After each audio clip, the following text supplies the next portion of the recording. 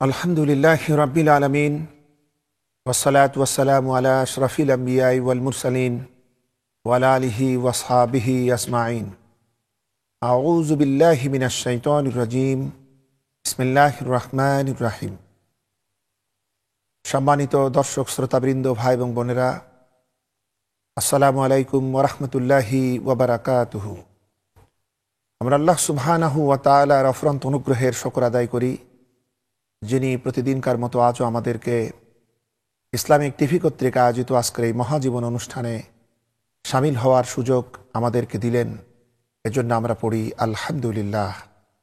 সম্মানিত দ্বীনী ভাই এবং বোনেরা, বিগত পর্বে আমরা আপনাদের সামনে আলোচনা রেখেছি ইসলামের চতুর্থ খলিফা হযরত আলী রাদিয়াল্লাহু তাআলা আনহু, তার দায়িত্ব সম্পর্কে, তার দায়িত্বানুভূতি, তার কর্তব্যানুভূতি, বিভিন্ন দিক ও বিভাগ নিয়ে আমরা আপনাদের সামনে আলোচনা করার চেষ্টা করেছি।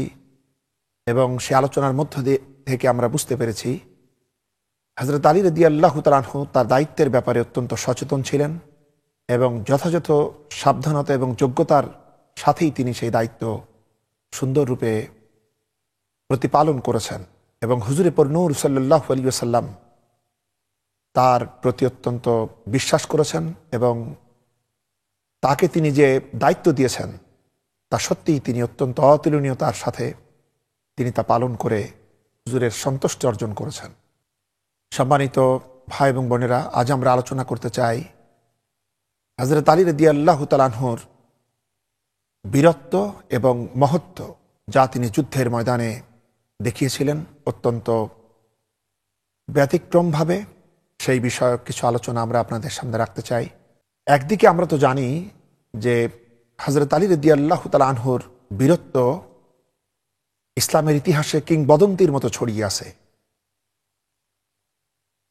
বহু যুবক কিশোর এখন এরকম আছেন যারা ইসলামের ইতিহাস সম্পর্কে জানেন না, তারপরও হযরত আলী রাদিয়াল্লাহু তাআলা আনহুর বীরত্বের প্রতি তাদের শ্রদ্ধা অত্যন্ত অপরিসীম। আমরা বিভিন্ন কথায় আলাপে আমরা সে কথা উল্লেখও করে থাকি। সম্মানিত ভাই এবং বোনেরা, হযরত আলী রাদিয়াল্লাহু তাআলা আনহুর বীরত্বের সর্বপ্রথম প্রকাশ করার সুযোগ হয়েছিল বদরের ময়দানে। সেখানে কুরাইশদের বিখ্যাত তিন বীর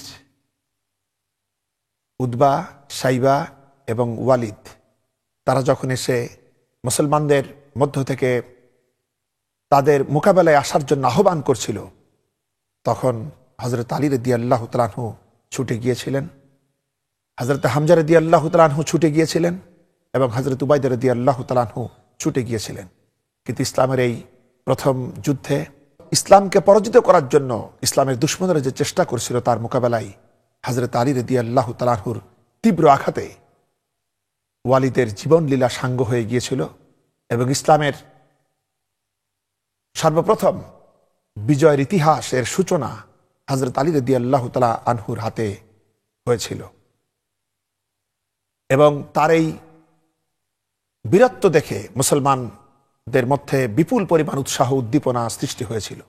এরপর আমরা দেখেছি হযরতে আলী রাদিয়াল্লাহু তাআলা আনহুর বীরত্ব উহুদের ময়দানে, যখন আরবের তৎকালীন যুদ্ধ পদ্ধতি অনুযায়ী যখন দ্বন্দ্বযুদ্ধের আহ্বান নিয়ে এলো আবু সাদ ইবনে আবি তালহা, যার সাথে অতীতে হযরত আলী রাদিয়াল্লাহু তাআলা আনহুর পরিবারের সাথে নানা রকম দ্বন্দ্ব ছিল এবং ওই ব্যক্তি ছিল উহুদের যুদ্ধে কুরাইশদের পতাকাবাহী।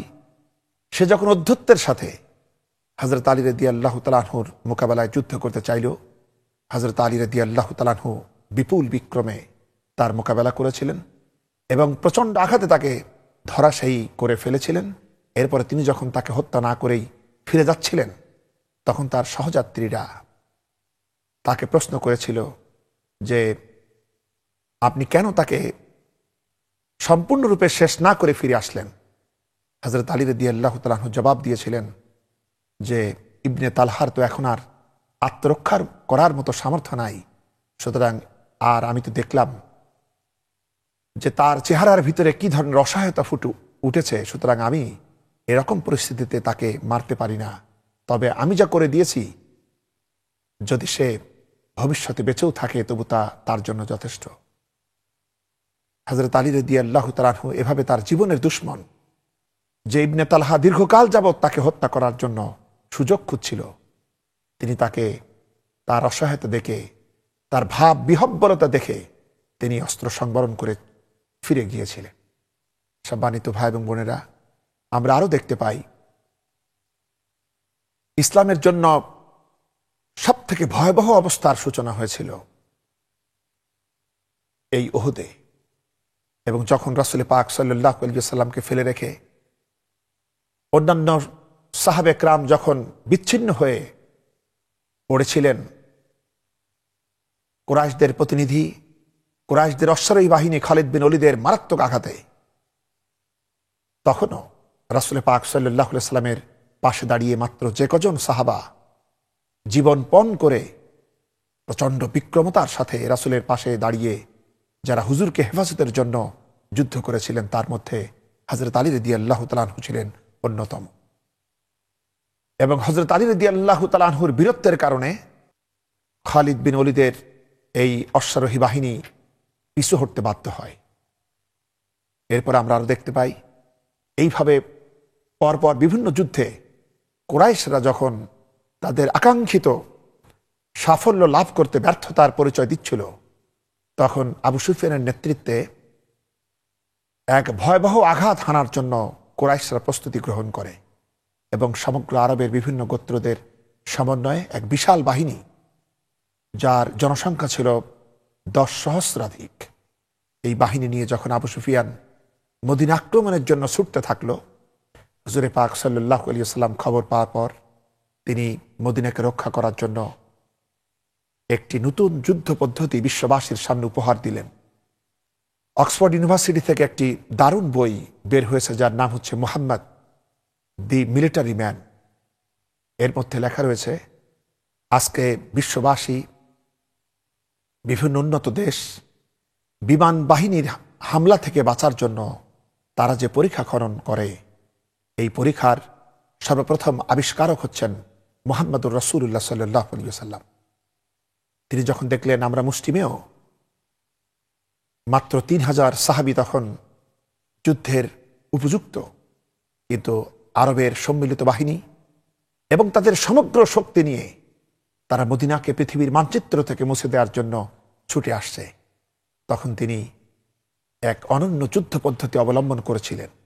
তিনি তখন মদিনা মুনওয়ারার যে অরক্ষিত দিক ছিল সেদিকে তিনি পরীক্ষা খননের সিদ্ধান্ত নিলেন।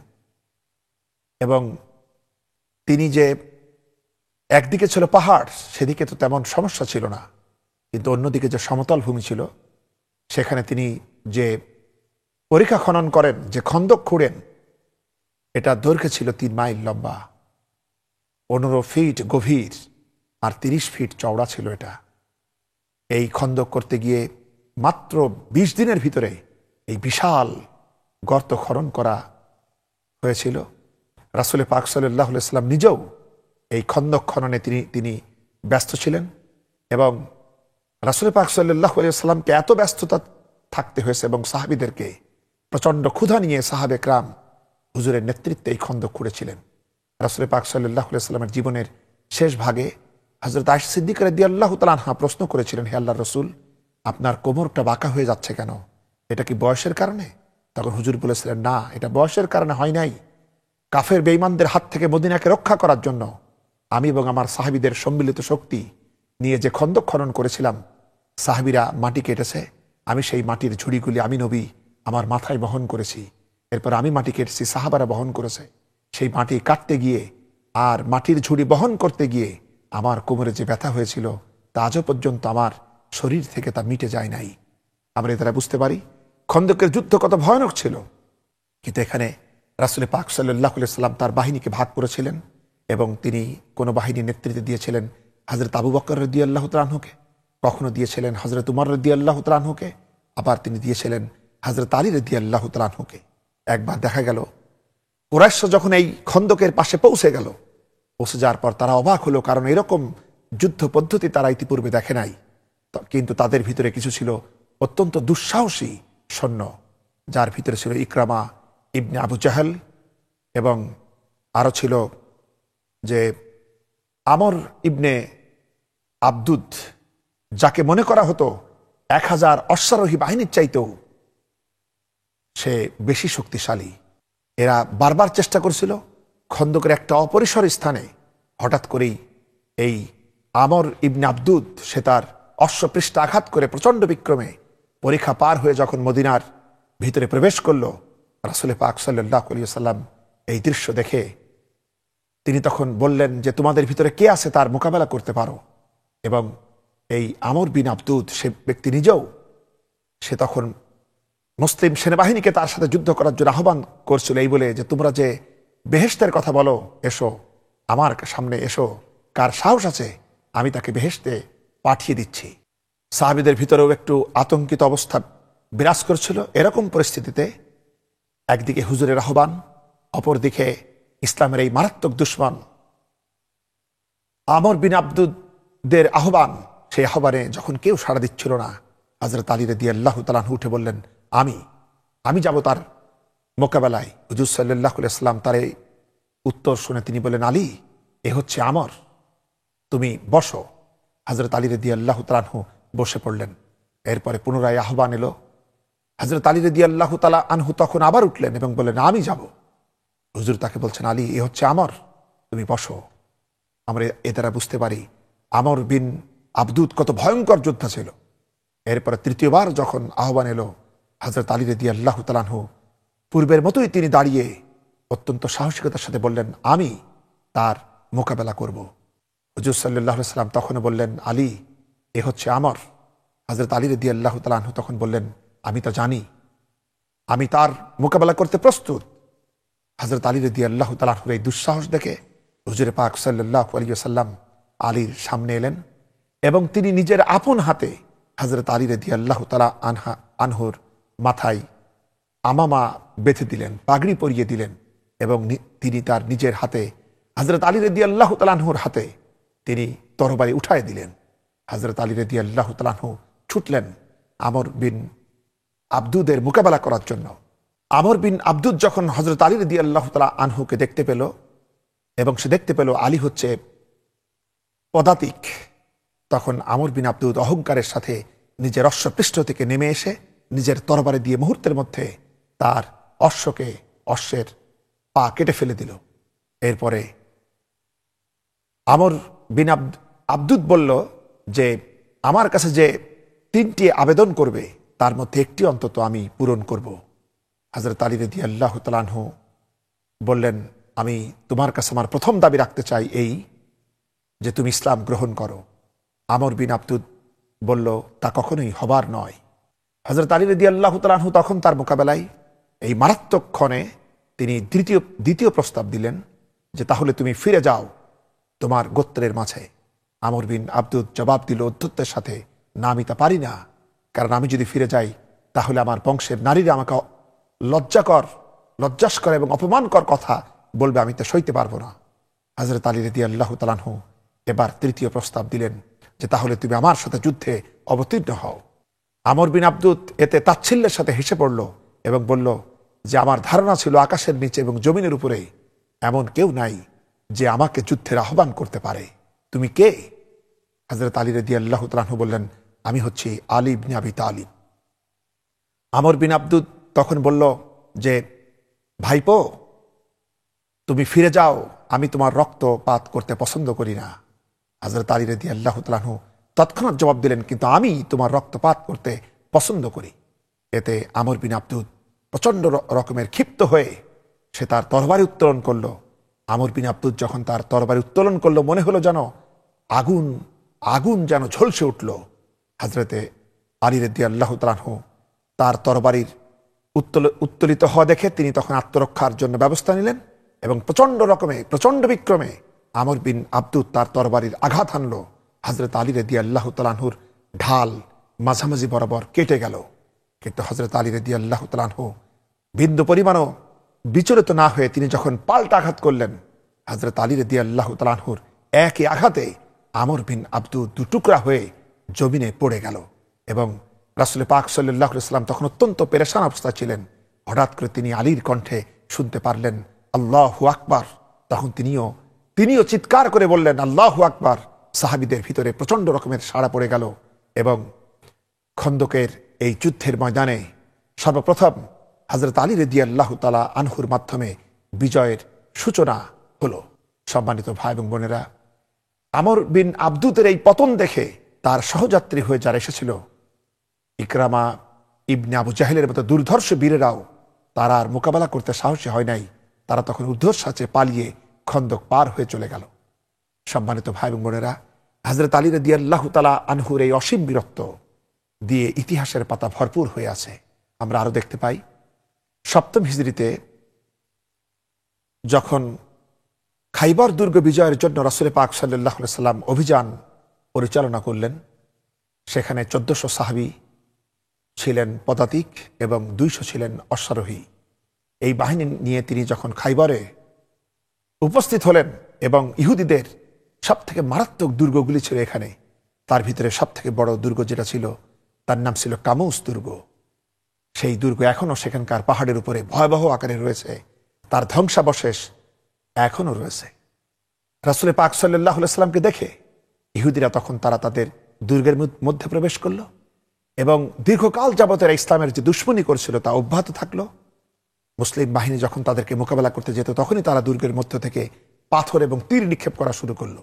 বেশ কিছু কাল রাসূল পাক সাল্লাল্লাহু আলাইহি সাল্লামকে এখানে তাদেরকে অবরোধ করে থাকতে হলো। হুজুর পাক সাল্লাল্লাহু আলাইহি সাল্লাম এই দুর্গ দখল করার জন্য তিনি প্রথমে দায়িত্ব দিলেন হযরত আবু বকর রাদিয়াল্লাহু তাআলা আনহুকে। তিনি তার সৈন্যবাহিনী পরিচালনা করলেন। ছোটখাটো যুদ্ধ হলো, কিন্তু তাতে দুর্গ দখল করা সম্ভব হলো না। পরদিন হুজুর পাক সাল্লাল্লাহু আলাইহি সাল্লাম দুর্গ উদ্ধারের জন্য তিনি হযরত উমর ফারুক রাদিয়াল্লাহু তাআলা আনহুকে দায়িত্ব দিলেন। তিনিও তার যোগ্যতা দক্ষতা অনুযায়ী প্রচন্ড রকমের প্রচেষ্টা চালালেন, কিন্তু এতেও ইহুদিদেরকে পরাজিত করা সম্ভব হলো না এবং তাদেরকে দুর্গের বাইরে আনা সম্ভব হলো না। হুজুর পাক সাল্লাল্লাহু আলাইহি সাল্লাম নিজেও চিন্তিত হলেন, কিন্তু তিনি এরপরে সাহাবাদেরকে বললেন যে আমি আগামীকাল এমন এক ব্যক্তির হাতে ইসলামের ঝান্ডা প্রদান করব, যেই ব্যক্তি আল্লাহ এবং তার রাসূলকে বেশি ভালোবাসেন এবং আল্লাহ পাক এবং তার রাসূলও সেই ব্যক্তিকে বেশি ভালোবাসেন। হুজুর পাক সাল্লাল্লাহু আলাইহি সাল্লামের এই বক্তব্যের পর সাহাবীদের ভিতরে অত্যন্ত কৌতূহল, অত্যন্ত আবেগ এবং দারুণ একটি উৎসাহ বোধ হতে লাগলো। হযরত আবু বকর এবং উমর রাদিয়াল্লাহু তাআলা আনহু পরবর্তীতে বলেছেন যে আমরা সারা রাত জেগে থাকলাম এবং আল্লাহ পাকের কাছে তাসবিহ তাহলিল করতে লাগলাম, ইবাদত করতে থাকলাম এবং এই কামনা করতে লাগলাম, আহা রাসূল পাক সাল্লাল্লাহু আলাইহি সাল্লামের কথা অনুযায়ী ওই ব্যক্তি যেন আমি হতে পারি।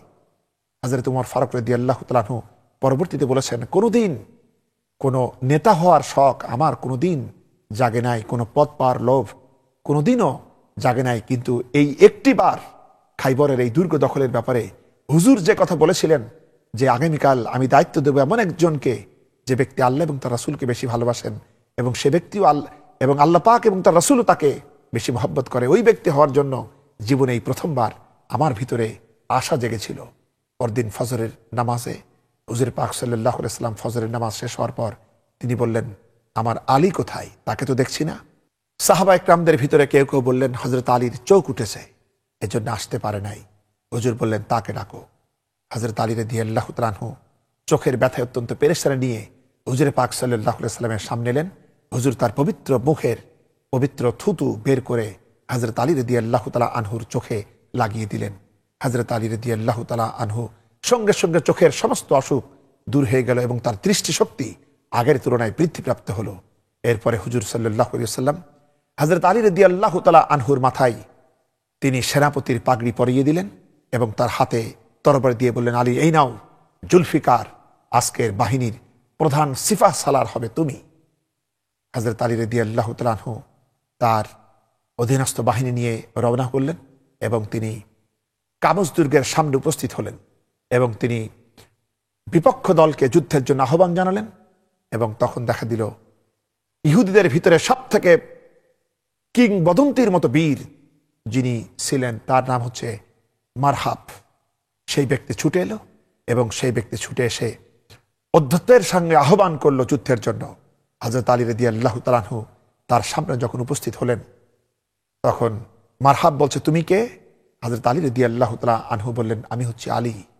মারহাব বললেন যে, আলী, তুমি আমার সঙ্গে যুদ্ধে অবতীর্ণ হয় না, তুমি চলে যাও, কারণ তোমার পিতার সাথে আমার সম্পর্ক ভালো ছিল। আজ পর্যন্ত পৃথিবীর কোনো মানুষ আমি মারহাবের সামনে থেকে জীবন নিয়ে ফিরে যেতে পারে নাই, সুতরাং তুমি চলে যাও, তোমার রক্তপাত করা আমি পছন্দ করি না। হযরত আলী রাদিয়াল্লাহু তাআলা আনহু জবাব দিলেন, মারহাব, এই পৃথিবীতে তোমাকে কয়েকজন কাফেরে ভয় করতে পারে, ইসলামের দুশ্মনেরা ভয় পেতে পারে, কিন্তু শুনে রাখো, আমি হচ্ছি আসাদুল্লাহিল গালিব, আল্লাহ পাকের সিংহ। আল্লাহ পাক কাফেরদের জন্য আমাকে বাঘ বানিয়ে পাঠিয়েছেন, সিংহের মতো করে পাঠিয়েছেন, সুতরাং তোমার ওই সমস্ত আস্ফালনে আমি ভীত নই। কথাবার্তা দিয়ে নয়, শক্তির মাধ্যমে প্রমাণ হোক প্রকৃতপক্ষে বীরত্বের শ্রেষ্ঠত্ব কার। হযরত আলী রাদিয়াল্লাহু তাআলা আনহু যখন এই কথা বললেন, মারহাব রাজি হয়ে গেল এবং সে বলল, ঠিক আছে, তাহলে তুমি প্রস্তুত নাও আমার আঘাত সহ্য করার জন্য। হযরত আলী রাদিয়াল্লাহু তাআলা আনহু প্রস্তুতি নিলেন। মারহাব বিপুল বিক্রমে হযরত আলী রাদিয়াল্লাহু তাআলা আনহুর উপরে আঘাত হানলেন। হযরত আলী রাদিয়াল্লাহু তাআলা আনহু বীরত্বের সঙ্গে ঢাল দিয়ে তিনি সে আঘাতকে প্রতিহত করলেন। এরপরে হযরত আলী রাদিয়াল্লাহু তাআলা আনহু বললেন, মারহাব, এবার তুমি প্রস্তুত হও। মারহাব প্রস্তুতি নিলেন।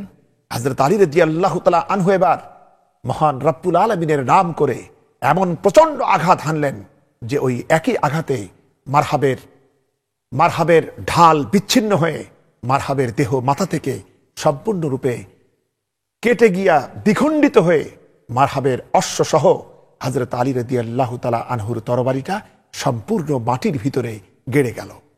সম্মানিত ভাই এবং বোনেরা, এরপরে হযরত আলী রাদিয়াল্লাহু তাআলা আনহু তিনি বিপুল বিক্রমে কামুজ দুর্গের দিকে অগ্রসর হলেন। তার সঙ্গে থাকল তার বাহিনী। তিনি যখন কামুজ দুর্গের দরজার কাছে চলে গেছেন, তখন হঠাৎ করে এক ইহুদি তার ঢালের উপর আঘাত হানল। সে আঘাতে অপ্রস্তুত অবস্থায় হযরত আলী রাদিয়াল্লাহু তাআলা আনহুর হাত থেকে ঢালটা মাটিতে পড়ে গেল। কিন্তু হযরত আলী রাদিয়াল্লাহু তাআলা আনহু তিনি তার হায়দারি হাত দিয়ে আল্লাহ পাকের নামের উপরে তাকবীর দিয়ে তিনি বাম হাত দিয়ে কামুজ দুর্গের লৌহ কপাটটা ধরে প্রচন্ড বিক্রমে একটি টান মেরেছিলেন। অত্যন্ত বিস্ময়কর ভাবে কামুজ দুর্গের প্রধান ফটকটা হযরত আলী রাদিয়াল্লাহু তাআলা আনহুর হাতে চলে আসলো। প্রায় কয়েক সপ্তাহ যাবৎ আক্রমণের পরও যেটা সম্ভব হয় নাই, হযরত আলী রাদিয়াল্লাহু তাআলা আনহু এবার সেই লৌহ কপাটটা বাম হাতে নিয়ে আর ডান হাতে তিনি জুলফিকার নিয়ে রাসূল পাক সাল্লাল্লাহু আলাইহি সাল্লামের দেওয়া তরবারি নিয়ে তিনি কামুজ দুর্গের অভ্যন্তরে প্রবেশ করলেন। সাহাবে কিরামরা অত্যন্ত উচ্চ স্বরে তারা আল্লাহ পাকের উপরে তাকবীর ধ্বনি দিলেন, নারে তাকবীর, আল্লাহু আকবার বললেন। প্রচন্ড যুদ্ধ শুরু হয়ে গেল। ইহুদিরা পালাতে থাকলো এবং কিছুক্ষণের মধ্যেই কামুজ দুর্গ মুসলমানদের হাতে চলে আসলো। হযরত আলী রাদিয়াল্লাহু তাআলা আনহু যুদ্ধ শেষে এবার কামুজ দুর্গের লৌহ কপাটটা তিনি ছুঁড়ে দিলেন। প্রায় 40 হাত দূরে গিয়ে সেই দরজা পড়ে রইল। পরদিন হুজুরে পাক সাল্লাল্লাহু আলাইহি ওয়াসাল্লামের কাছে যখন এই খবরগুলা পৌঁছলো, হুজুরে পাক সাল্লাল্লাহু আলাইহি ওয়াসাল্লাম তখন হযরত আলী রাদিয়াল্লাহু তাআলা আনহুকে ডাকলেন। ডেকে বলেন, আলী, আমি শুনেছি গতকাল যুদ্ধ করতে গিয়ে তোমার হাত থেকে ঢাল পড়ে গিয়েছিল, কিন্তু যুদ্ধে তখন তুমি কিভাবে যুদ্ধ করলে? হযরত আলী রাদিয়াল্লাহু তাআলা আনহু বললেন, হুজুর, ঢালের প্রয়োজন যখন দেখা দিল, তখন বাম হাত দিয়ে কামুজ দুর্গের ওই লৌহ কপাটটা টান মেরে খুলে আনলাম এবং এরপরে সেই কপাটটাকেই ঢাল বানিয়ে আমি যুদ্ধ করলাম। হুজুরে পাক সাল্লাল্লাহু আলাইহি ওয়াসাল্লাম বললেন, আলী, কামুজ দুর্গের ওই বিশাল লৌহ কপাট কি কোনো মানুষ ঢাল বানিয়ে যুদ্ধ করতে পারে? হযরত আলী রাদিয়াল্লাহু তাআলা আনহু বললেন, কেন? আমি তো ওইভাবে যুদ্ধ করেছিলাম। হযরত রাসূল পাক সাল্লাল্লাহু আলাইহি ওয়াসাল্লাম বলেন, আলী, গতকাল তুমি ঢালটা কিভাবে হাতে নিয়েছিলে আজকে আমাকে দেখাও। হযরত আলী রাদিয়াল্লাহু তাআলা আনহু সেই লৌহ কপাটের সামনে পৌঁছলেন এবং গতকালের মতো চরম তাচ্ছিল্যতার সাথে বাম হাত দিয়ে লৌহ কপাটের হাতল তিনি বাম হাত দিয়ে ধরে যখন টান মারলেন, তিনি অবাক হলেন। এক চুল পরিমাণও কপাটটাকে তিনি নড়াতে পারলেন না। তিনি এবার প্রচন্ড লজ্জা পেয়ে ডান হাত দিয়ে টান মারলেন, কিন্তু লৌহ কপাট যে অবস্থায় ছিল সে অবস্থায় থাকলো।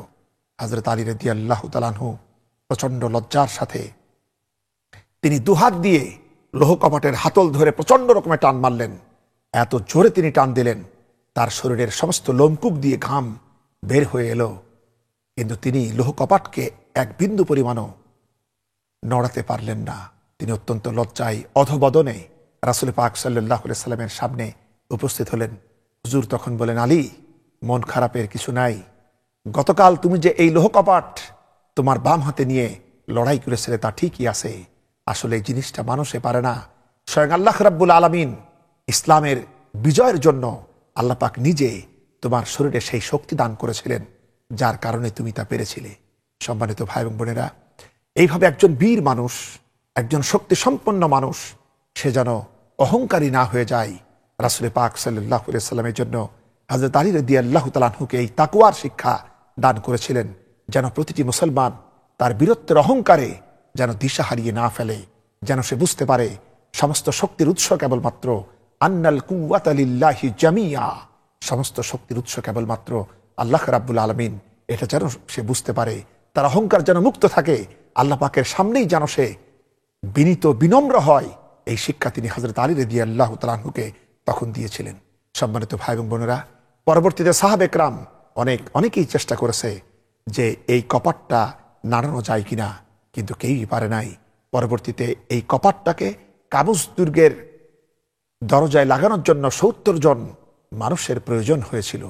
যাই হোক, আল্লাহ পাকের মেহেরবানি তার উপরে ছিল এবং হযরত আলী রাদিয়াল্লাহু তাআলা আনহু আল্লাহ পাকের প্রতি ভরসা নিয়ে, তার মহাশক্তির প্রতি বিশ্বাস নিয়ে তিনি এই অসাধ্য সাধন করেছিলেন। সম্মানিত ভাই এবং বোনেরা, এভাবে আমরা দেখতে পাই তাকওয়ার মহান শিক্ষায় রাসূল পাক সাল্লাল্লাহু আলাইহি সাল্লামের দেওয়া সুন্দরতম পরিচ্ছন্ন প্রশিক্ষণের মাধ্যমে হযরত আলী রাদিয়াল্লাহু তাআলা আনহু শুধু বীরই ছিলেন না, বীরত্বের সঙ্গে তার মহত্ব ছিল সত্যিই সুবিদিত। আমরা আরো দেখতে পাই পরবর্তীকালে যখন জঙ্গে জামাল অনুষ্ঠিত হলো, মুসলমানদের ভিতরে কিছু ভুল বুঝাবুঝির জন্য এই ভ্রান্তির এই যুদ্ধ অনুষ্ঠিত হলো, যাকে বলা হয়েছে উষ্ট্রীর যুদ্ধ। আমাদের সম্মানিত মা হযরত উম্মাহাতুল মুমিনিন হযরত আয়েশা সিদ্দিকা রাদিয়াল্লাহু তাআলা আনহার, তিনিও ছিলেন এই যুদ্ধে শামিল। এই যুদ্ধ হয়েছিল হযরতে আয়েশা রাদিয়াল্লাহু তাআলা আনহার বাহিনীর সঙ্গে হযরতে আলী রাদিয়াল্লাহু তাআলা আনহুর বাহিনীর। এই যুদ্ধে যখন প্রচন্ড রূপ ধারণ করলো, হযরত আলী রাদিয়াল্লাহু তাআলা আনহু অত্যন্ত অস্থির অবস্থায় এই যুদ্ধের দৃশ্য দেখছিলেন এবং তিনি যখন দেখলেন চতুর্দিক থেকে শত্রু বাহিনী কর্তৃক পরিবেষ্টিত হয়ে গিয়েছেন উম্মাহাতুল মুমিনিন হযরত আয়েশা রাদিয়াল্লাহু তাআলা আনহা, তখন তিনি তার বিপক্ষ হলেও তিনি সঙ্গে সঙ্গে হযরত আয়েশা সিদ্দিকা রাদিয়াল্লাহু তাআলা আনহার ভাই মুহাম্মদ বিন আবু বকর রাদিয়াল্লাহু তাআলা আনহুকে সেখানে প্রেরণ করলেন এবং হযরত আয়েশা রাদিয়াল্লাহু তাআলা আনহার নিরাপত্তার জন্য তিনি নিজেও গেলেন এবং হযরত আয়েশা রাদিয়াল্লাহু তাআলা আনহাকে চতুর্দিক থেকে ঘিরে প্রচন্ড বিক্রমে যারা যুদ্ধ করেছিল তারা অনবরত যুদ্ধে শেষ হয়ে যাচ্ছিল। তিনি এই পর্যায়ে হযরত আয়েশা রাদিয়াল্লাহু তাআলা আনহার নিরাপত্তার জন্য তিনি নিজে গেলেন এবং তিনি তার বিশিষ্ট বাহিনী প্রেরণ করলেন এবং তিনি তার আপন ভাইকেও পাঠালেন এবং তারপরে হযরত আয়েশা রাদিয়াল্লাহু তাআলা আনহার উটের পা কেটে ফেলা হলো এবং এরপরে তার হাউদা ওখান থেকে নামিয়ে আনা হলো এবং হযরত আয়েশা রাদিয়াল্লাহু তাআলা আনহার নিকটে গিয়ে সেই হাউদার কাছে গিয়ে হযরতে আলী রাদিয়াল্লাহু তাআলা আনহু অত্যন্ত বিনয়ের সাথে সম্মানের সাথে প্রশ্ন করেছিলেন, মা, আপনার কোনো অসুবিধা হয় নাই তো? এরপরে তিনি তার অত্যন্ত বিশ্বস্ত লোকদের দিয়ে হযরত আয়েশা রাদিয়াল্লাহু তাআলা আনহার পর্দা রক্ষা করে তিনি তাকে যুদ্ধের ময়দান থেকে সরিয়ে নিয়ে গিয়ে অন্য একটি বাড়িতে আশ্রয় দিয়েছিলেন এবং 3 দিন পর্যন্ত হযরত আলী রাদিয়াল্লাহু তাআলা আনহু এই যুদ্ধে হযরত আয়েশা রাদিয়াল্লাহু তাআলা আনহার বাহিনী যখন পরাজিত হলো, তাদের বিপুল পরিমাণ সম্পদ তিনি নিয়ে বসরার জামে মসজিদে রেখেছিলেন এবং তিনি সৈন্যদেরকে বলে দিয়েছিলেন, এই গনিমতের মাল থেকে কেউ তোমরা পাবে না, বরং এটা গনিমা হিসেবে গ্রহণযোগ্য হবে না। এবং তিনি ঘোষণা দিয়েছিলেন যে যাদের এই সব সম্পদ তারা যেন উপযুক্ত প্রমাণ দিয়ে নিয়ে যায়। শুধুমাত্র তিনি তরবারিগুলাই রেখেছিলেন এবং তিনি নিজের বাহিনীর ভিতরে যারা নিহত হয়েছিলেন এবং হযরত আয়েশা রাদিয়াল্লাহু তাআলা আনহার বাহিনীর ভিতরে যারা নিহত হয়েছিলেন প্রত্যেকেরই জানাজা তিনি নিজে করিয়েছিলেন এবং তিনি এই হুকুম জারি করেছিলেন, যুদ্ধে বিপক্ষ দল থেকে যারাই পালিয়ে যাবে তাদের পশ্চাৎ ধাবন তোমরা করবে না, তাদের উদ্দেশ্যে তোমরা তীর নিক্ষেপ করবে না এবং তাদের জীবনহানি তোমরা ঘটাবে না। এভাবে তিনি তাদের নিরাপত্তা বিধান করেছিলেন যুদ্ধের ময়দানে এবং পরবর্তীতে তাদের জানাজা তিনি নিজে করিয়েছিলেন এবং 3 দিনের ভিতরে তারা যাতে তাদের পরিত্যক্ত মাল সামান যেন তারা নিতে পারে সেই ব্যবস্থা তিনি করেছিলেন। কিন্তু যারা হযরত আলী রাদিয়াল্লাহু তাআলা আনহুর পক্ষ থেকে যুদ্ধ করেছিল তাদের লাভ কি হয়েছিল? তিনি তখন নিজের বাইতুল মাল থেকে প্রত্যেকটি সৈন্যকে তিনি 500 দিরহাম করে তিনি ভাতা প্রদান করেছিলেন। কিন্তু তবুও তিনি হিংসা জিঘাংসা চরিতার্থ করার জন্য কাউকে তিনি সুযোগ দিয়েছিলেন না। এবং এরপরে তিনি হযরত আয়েশা সিদ্দিকা রাদিয়াল্লাহু তাআলা আনহার ভাই আব্দুর রহমান ইবনে আবু বকর রাদিয়াল্লাহু তাআলা আনহুর তত্ত্বাবধানে এবং বসরার যোগ্যতম 40 জন মহিলাকে তিনি তার খাদিমা করে তাকে প্রচণ্ড উন্নত সম্মানের মাধ্যমে তিনি তাকে মদিনায় প্রেরণ করেছিলেন। হযরত আয়েশা সিদ্দিকা রাদিয়াল্লাহু তাআলা আনহার কাফেলা যখন মদিনার দিকে রওনা হয়ে গেল, হযরত আলী রাদিয়াল্লাহু তাআলা আনহু নিজে অত্যন্ত শ্রদ্ধার সাথে বহুদূর পর্যন্ত এই কাফেলার সাথে তিনি গমন করেছিলেন এবং এরপরে তিনি তার পুত্র হযরত হাসান রাদিয়াল্লাহু তাআলা আনহুকেও তার সঙ্গী করে দিয়েছিলেন। তিনি সারাদিন পর্যন্ত এই কাফেলার সাথে পথ চলেছিলেন।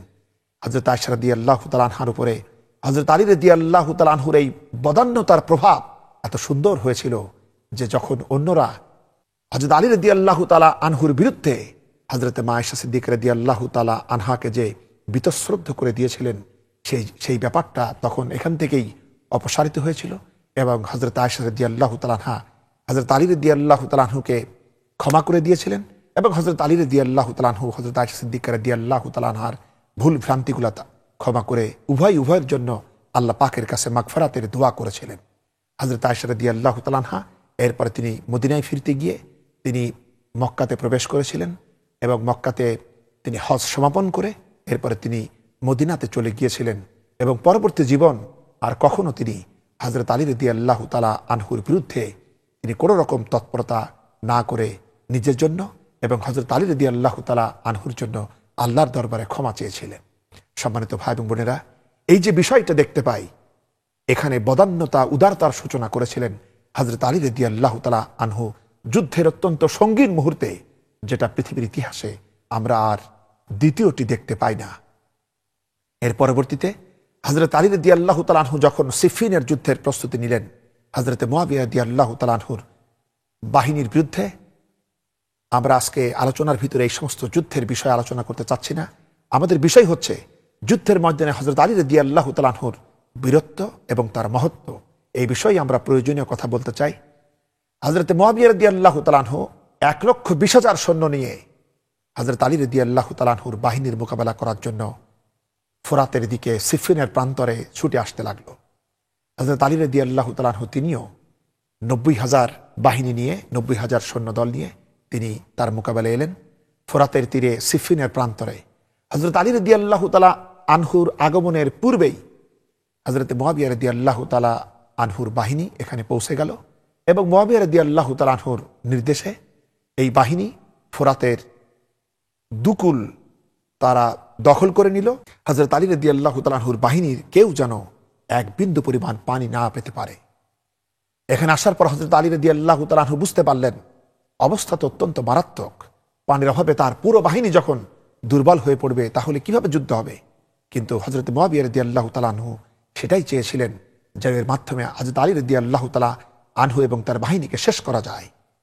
হযরত আলী রাদিয়াল্লাহু তাআলা আনহু তিনি তখন দূত প্রেরণ করলেন মুআবিয়ার শিবিরে এবং তিনি বললেন যে মানবিক কারণই সব থেকে বড় এবং কাফেররাও তো কখনো মুসলমানদেরকে যদি বন্দী করতে পারে তারাও তো তাদের খাদ্য পানীয় বন্ধ করে না, কিন্তু তুমি এটা কি করছো, সুতরাং আমার বাহিনীকে পানি নেওয়ার অনুমতি দাও। কিন্তু হযরত মুআবিয়া রাদিয়াল্লাহু তাআলা আনহু পাল্টা জবাব দিলেন যে যুদ্ধই, এখানে মানবিকতার প্রশ্ন অবান্তর, সুতরাং এটা সম্ভব নয়। হযরত আলী রাদিয়াল্লাহু তাআলা আনহু তখন দেখলেন শক্তি প্রয়োগই একমাত্র পথ। তখন তিনি তার পুত্র হযরত ইমাম হুসাইন রাদিয়াল্লাহু তাআলা আনহুকে দায়িত্ব দিলেন ফোরাত কুল মুক্ত করার জন্য।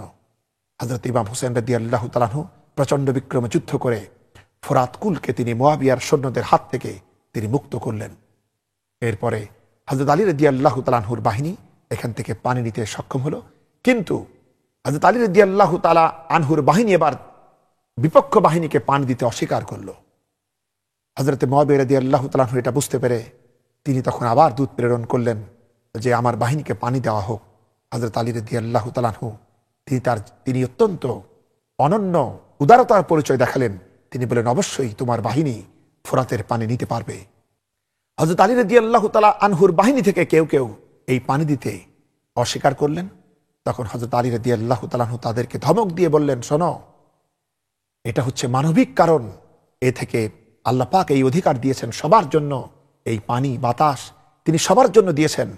তারা এই পানি থেকে তোমাদেরকে বঞ্চিত করে অমানুষের পরিচয় দিতে পারে, কিন্তু আমি তা পারি না। সম্মানিত ভাই এবং বোনেরা, হযরত আলী রাদিয়াল্লাহু তাআলা আনহু তার শৈশব থেকে রাসূল পাক সাল্লাল্লাহু আলাইহি ওয়াসাল্লামের কাছে থাকার কারণে তার দেওয়া সর্বোত্তম প্রশিক্ষণ লাভ করেছিলেন, যার কারণে তার ভিতরে এই মানবিক মহত্ব আমরা সত্যি প্রকট রূপে দেখতে পাই।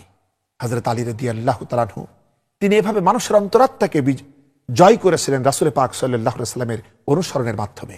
আমরা আরো দেখতে পাই এর পরবর্তীতে নাহরওয়ানের যুদ্ধে, যে যুদ্ধ হয়েছিল খারিজিদের সাথে, এই যুদ্ধে হযরত আলী রাদিয়াল্লাহু তাআলা আনহু তিনি যখন সকল দিক থেকেই খারিজিদেরকে আবদ্ধ করে যুদ্ধ পরিচালনা করছিলেন, সেই সময় এক ব্যক্তি তার সামনে পড়ে যায়।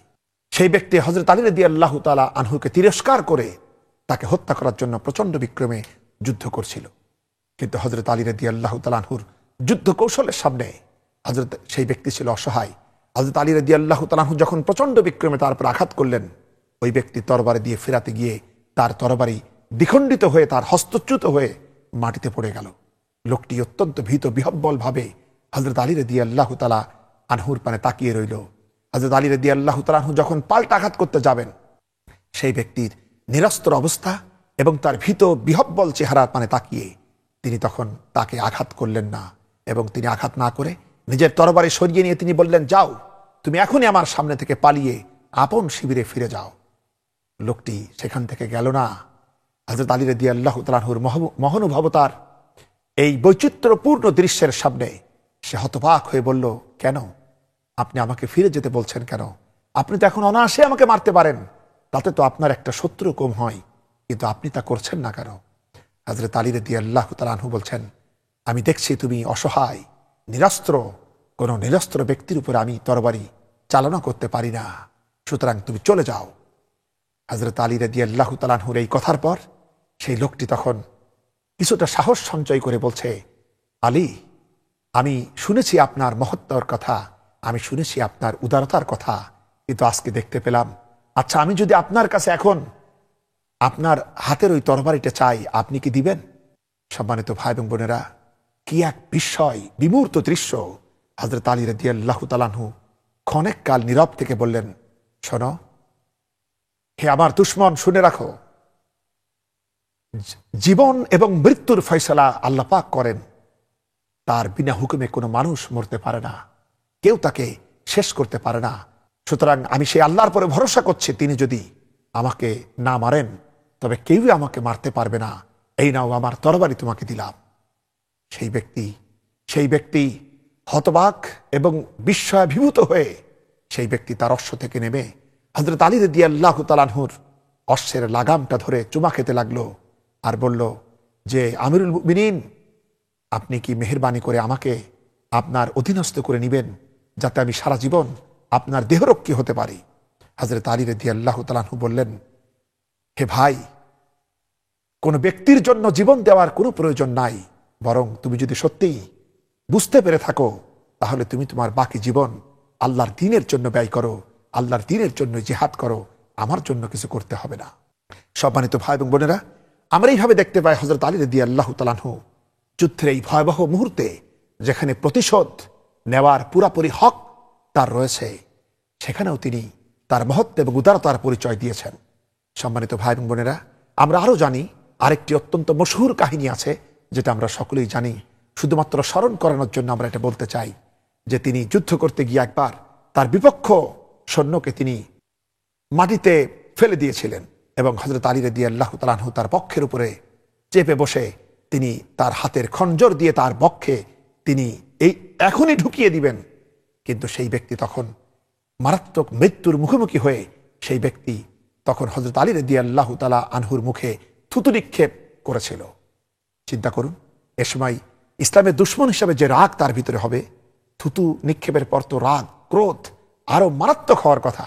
কিন্তু হযরত আলী রাদিয়াল্লাহু তাআলা আনহু তৎক্ষণাৎ তার বক্ষে তিনি তার খঞ্জর প্রবেশ না করিয়ে তাকে ছেড়ে উঠে এসেছিলেন। লোকটি কোনো ক্রমে মৃত্যুর হাত থেকে বেঁচে সেই লোকটি তো নির্বাক হয়ে গেল এবং এরপরে সে প্রশ্ন করল যে কি ব্যাপার, আপনি তো আমাকে মেরেই ফেলছিলেন, কিন্তু হঠাৎ করে আপনি আমাকে মারলেন না, অথচ আমি তো ব্যাপারটা বুঝতে পারলাম না। হযরত আলী রাদিয়াল্লাহু তাআলা আনহু তখন বললেন যে যখন আমি তোমাকে প্রথম হত্যা করার জন্য প্রস্তুতি নিচ্ছিলাম তখন তুমি ছিলে আল্লাহর দুশমন, তুমি ছিলে আল্লাহর রাসূলের দুশমন, সুতরাং তোমাকে তো হত্যা করতেই হবে। কিন্তু যখন তুমি আমাকে আমার মুখে যখন থুতু নিক্ষেপ করলে তখন আমার ব্যক্তিগত ক্রোধের সৃষ্টি হলো, আর ব্যক্তিগত ক্রোধের কারণে মুসলমানেরা কখনো কারো প্রতিশোধ নেয় না, সুতরাং আমি এ কাজ করতে পারি না। লোকটি হতবাক হয়ে সঙ্গে সঙ্গে ইসলাম গ্রহণ করে তওবা করে ফেলল। সম্মানিত ভাই এবং বোনেরা, এটাই হচ্ছে ইসলামের অনন্য বৈশিষ্ট্য, এটাই হচ্ছে ইসলামের সেই ম্যাগনেট যা মানুষকে তার সমস্ত জাহিলিয়াতের সমস্ত নোংরামি সমস্ত আবর্জনা তাদের কলিজা থেকে পরিশুদ্ধ হয়ে গিয়েছে। এজন্য বলা হয় ইসলাম তরবারির জোরে আসে নাই, ইসলাম এসেছে উদারতায়। আর হযরত আলী রাদিয়াল্লাহু তাআলা আনহুর ভূমিকা এখানে ছিল সত্যি অসাধারণ। আমরা এভাবে বুঝতে পারি হযরত আলী রাদিয়াল্লাহু তাআলা আনহু তার হৃদয়ের মহত্ব দিয়ে, হৃদয়ের উদারতা দিয়ে তিনি তার বীরত্বকে তিনি জয় করেছিলেন। কারণ তিনি শুনেছিলেন রাসূল পাক সাল্লাল্লাহু আলাইহি ওয়াসাল্লাম বলেছিলেন যে বীর কাকে বলে, বীর সেই ব্যক্তি নয়। যখন তিনি প্রশ্ন করলেন সাহাবীদের মাঝে, তোমরা কি বলতে পারো বীরকে? তখন সাহাবে کرام জবাব দিয়েছিলেন, যে ব্যক্তি মল্লযুদ্ধে বিপক্ষকে কুপকাত করতে পারে সেই তো বীর। হুজুর সাল্লাল্লাহু আলাইহি ওয়াসাল্লাম বলেছিলেন, না তা নয়, বরং বীর হলো সেই ব্যক্তি যে তার ক্রোধের সময় তার প্রবৃত্তিকে, তার নফসকে দমন করে সে নিজেকে সংযত করতে পারে, সেই হচ্ছে বীর। সম্মানিত ভাই এবং বোনেরা, এভাবে আমাদের দুনিয়ার দৃষ্টিতে এবং ইসলামের এই দৃষ্টিতে সকল দৃষ্টিকোণে আমরা বুঝতে পারি যে পরিপূর্ণ বীরত্ব, পরিপূর্ণ মহানুভবতা হযরত আলী রাদিয়াল্লাহু তাআলা আনহুর চরিত্রে পরিপূর্ণরূপে সৌন্দর্য হয়ে সেট হয়ে গিয়েছিল। হযরত আলী রাদিয়াল্লাহু তাআলা আনহু হচ্ছেন তাই পৃথিবীর সর্বকালের সকল বীরদের জন্য তিনি হচ্ছেন চিরন্তন আদর্শ। আমাদের ভিতরে যাদের শক্তি আছে, দক্ষতা আছে, কৌশল আছে, নানা রকমের কৌশল যারা আমরা জানি বিপক্ষকে আটকানোর জন্য, আমাদেরকে এখান থেকে শিক্ষা এই নিতে হবে যে এই বীরত্বের কারণে আমরা যেন অহংকারী না হই, আমার শক্তির কারণে আমি যেন কোনো মজলুমের উপর অত্যাচার করে না ফেলি, বরং সকল ব্যাপারেই আল্লাহ পাককে ভয় করে আমার বিপক্ষ সে হতে পারে, কিন্তু তার যতটুকু মৌলিক অধিকার সেটা যেন আমি আমার মহত্ব দিয়ে দিতে পারি এবং তার হৃদয় অন্তরাত্মাকে যেন আমি জয় করে তাকে ইসলামের দিকে আনতে পারি। আল্লাহ পাক এই শিক্ষা আমাদের সবাইকে দান করুন। আমরা সকলেই পড়ি আমিন। আখিরি দাওয়ানা আনিল হামদুলিল্লাহি রাব্বিল আলামিন। আসসালামু আলাইকুম ওয়া রাহমাতুল্লাহি ওয়া বারাকাতুহু।